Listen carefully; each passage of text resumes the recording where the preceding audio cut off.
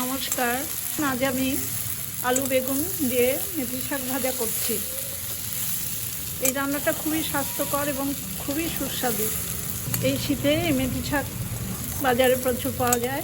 এইভাবে মেথি শাক রান্না করলে খেতে খুব ভালো লাগে। এবার মেথি শাক ভাজার রেসিপিটা আমি আপনাদের দেখাবো। শাকটা রান্না করবার জন্য গ্যাসের উপরে লো টু মিডিয়াম আছে আমি একটা কড়াই বসিয়ে তাতে পরিমাণ মতো সর্ষের তেল দিয়েছি। একটা শুকনো লঙ্কা একটু ভেজে নেব। শুকনো লঙ্কার সাথে দেখুন কটা খুব ছোট বড়ি দিলাম। এই বড়ি কটা আমি লঙ্কার সাথে ভালো করে ভেজে নেব। কিছুক্ষণের মধ্যেই দেখুন লঙ্কার বড়ি ভাজা হয়ে গেছে।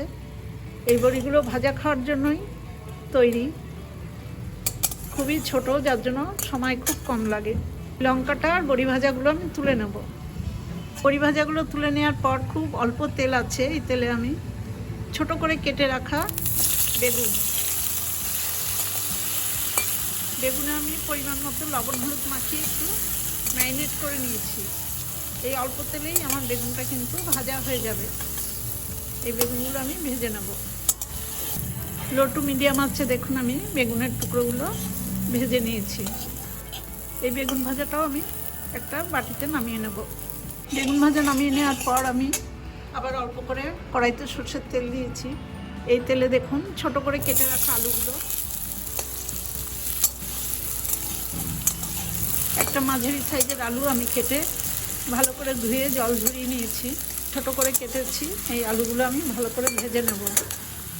অল্প করে আলুতে লবণ দিলাম আর খুব সামান্য পরিমাণে গুঁড়ো হলুদ।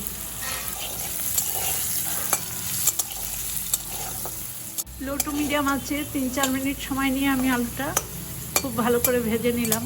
একাটি মেথি শাক বাজার থেকে আনার পর খুব ভালো করে বেছে ধুয়ে জল ঝরিয়ে নিয়ে কুচি করে কেটে নিয়েছি, ছোট ছোট করে কেটেছি।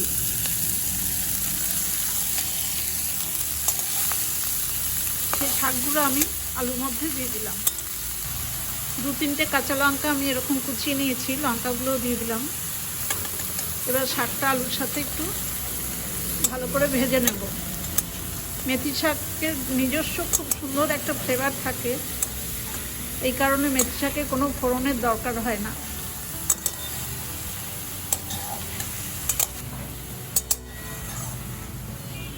আঁচটা একদম লো করে দিয়ে আমি এই শাকটাকে কিছুক্ষণের জন্য ঢেকে দেব।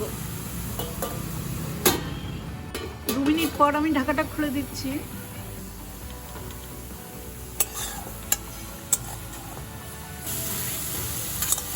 আলু এবং শাক দেখুন ভালো সেদ্ধ হয়ে গেছে।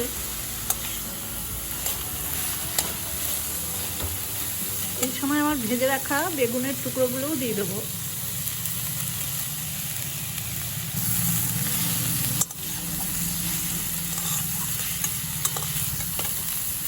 আলু আর বেগুনে যেই লবণটুকু দিয়েছি সেই লবণেই শাকে হয়ে যায়, কারণ শাকের পরিমাণ খুবই কম। এই রান্নাটা মেথি শাক ভাজা বা মেথি শাক চচ্চড়িও বলা যায়। আলু বেগুন দিয়ে ভালো করে নেড়ে চেড়ে শাকটা খুব সুন্দর ভেজে নিয়েছি। রান্নাটা আমার একদমই হয়ে গেছে। গ্যাসের ফ্লেমটা অফ করে আমি এই শাকটা একটা প্লেটে সার্ভ করে দেবো। মেথি শাক ভাজাটা আমি একটা প্লেটে সার্ভ করে দিচ্ছি। দেখুন এরকম মেথি শাক সবারই কিন্তু ভালো লাগবে খেতে, কিন্তু শাকটা অনেকে তেতো তেতো মনে করেন, কিন্তু এইভাবে করে দেখুন এতটাই স্বাস্থ্যকর এই শাকটা যে পুরো শীতকালটাই এই শাক খাওয়া উচিত।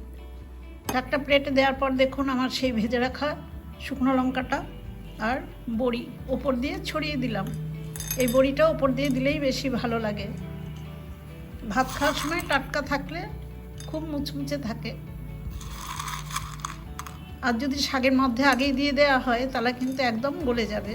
আমার এই রান্নার রেসিপিটা দেখে আপনাদের যদি ভালো লাগে তাহলে আমার ছোট্ট চ্যানেলটাকে সাবস্ক্রাইব করে আমার পাশে থাকবেন। বেল আইকনটাও প্রেস করে দেবেন, লাইক করবেন, শেয়ার করবেন আর কমেন্টস করে জানাবেন কেমন হলো। সবাই খুব ভালো থাকবেন, সুস্থ থাকবেন। ধন্যবাদ।